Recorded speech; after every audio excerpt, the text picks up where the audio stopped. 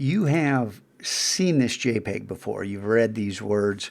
It was in an earlier quest. It's embedded on the MacLab in some of the reading if you did that.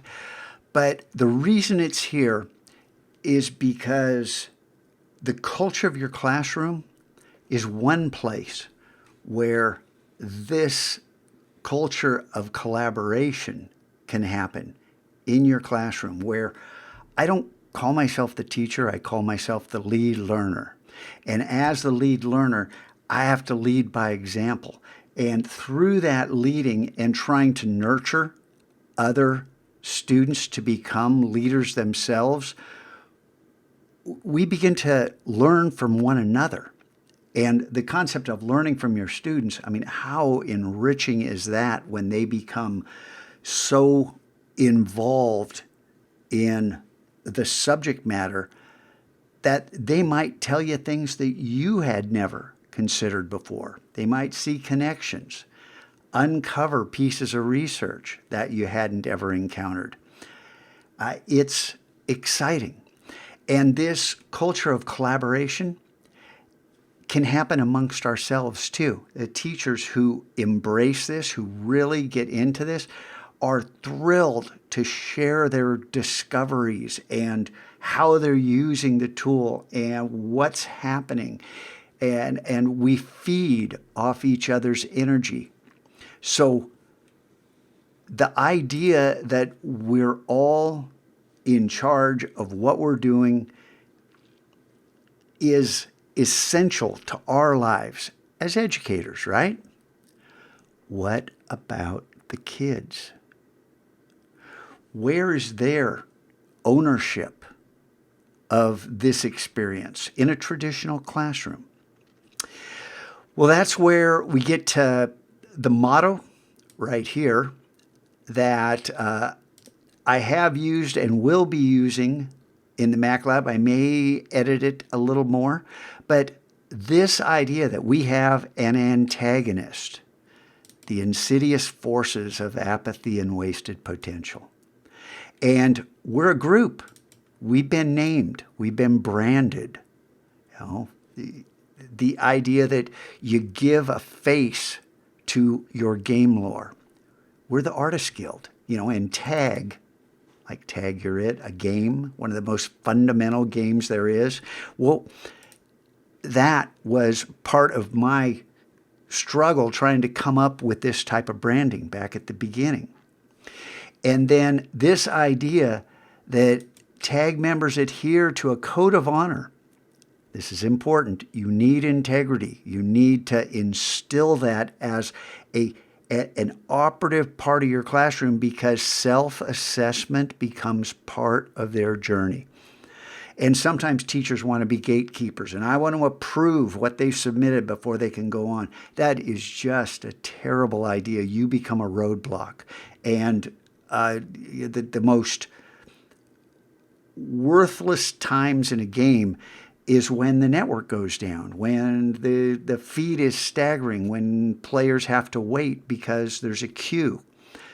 No, always have something more for them to do. Never have a stopping point.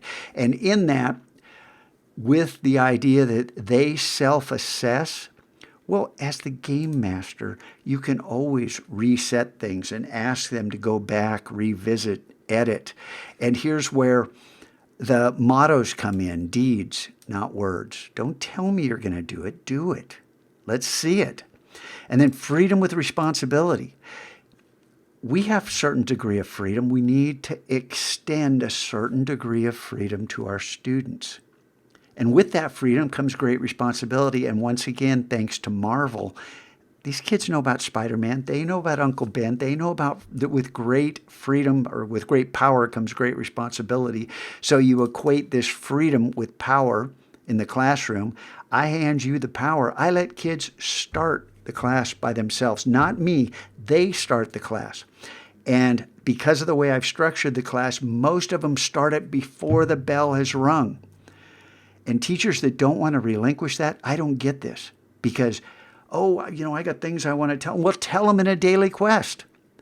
Don't make them wait for you. Provide the information to them so they can get started, they can get rolling.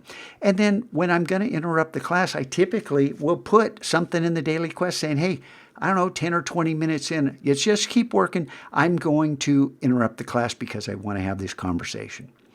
And that way they know it's going to happen. And they have this freedom to engage. And if they take a little more time to learn, they have that time. And if they're quick studies and they just are chewing through the curriculum, they don't have to sit on their hands and be bored out of their minds. And then this last one, you're never finished in the Mac Lab. I've been saying this for years. And it means several different things. Number one is there's always something more to do. But more importantly, I'm done. I teach digital arts. For 20 years, I was a graphic and fine artist. So I did this. I have skills. You're an expert in your field. You have skills. Iteration. Hey, is this essay good enough? Good enough is an expletive in the Mac Lab. We iterate. Make it better. Polish. Make it great. And this year, I'm going to introduce a new concept. I'm going to rip off the Home Network, the Home Improvement Network. I don't know, my wife watches all those shows.